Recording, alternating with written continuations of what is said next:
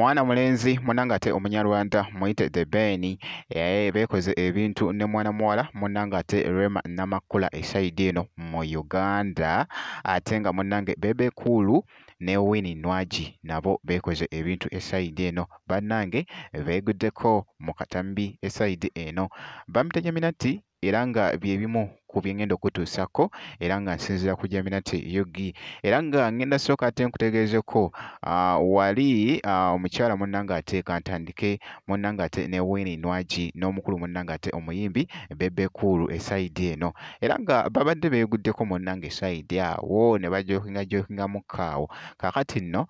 munnange Winnie Nwaji abadde ndowooza bambi alina ate waalaga manguko awo era nga boogezako okulaba munnange awo Bebe Cool n'amugamba munnange ntunuulira nno mu feesi esaidi eno nkugambye ekibadde mu katambi kibadde ate bulala nnyo era nga boogezako okulaba akatambi ako.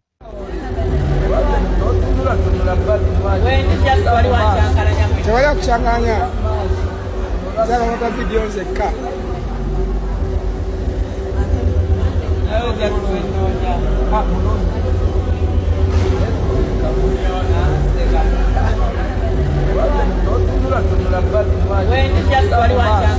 tewali akukyanganya zalawota vidiyo nzekka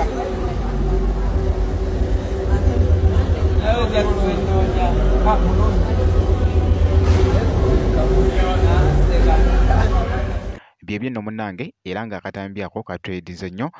wali ku mikutu munnange ate egy'enjawulo kakati naawo kankuggyewoko ate nkutegeezeko nti nno wali omukyala munnange Rema Namakula jjukira nti nno mwana mulenzi munnange ate The Ben era nga yabadde ne show wano mu Uganda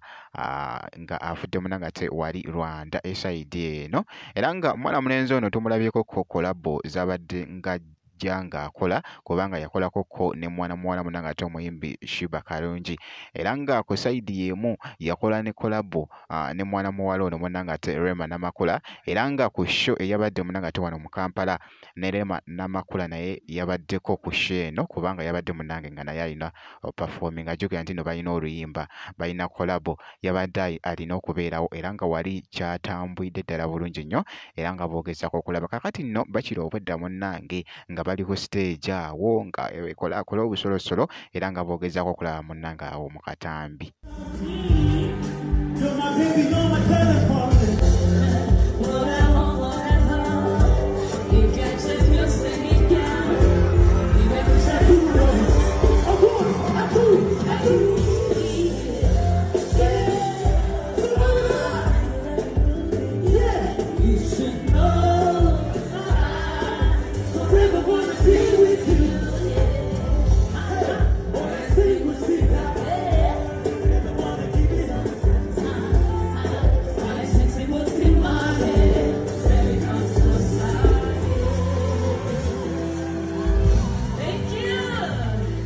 byebyo nno munnange era mu katambi ako nga bw'okalabye akabadde kakutte akati wali ku mukutu munnange ate ogwa TikTok esaidi eyo kakati nno bwe nti bwenkoze munnange era nga kakasa nti no vidiyo gimpera like kosa ate n'okusubscribinga kasita obeera nga tonnaba ngenda kubeera nga nkomawo maaso eyo n'ebirala katono nnyo bwe nti.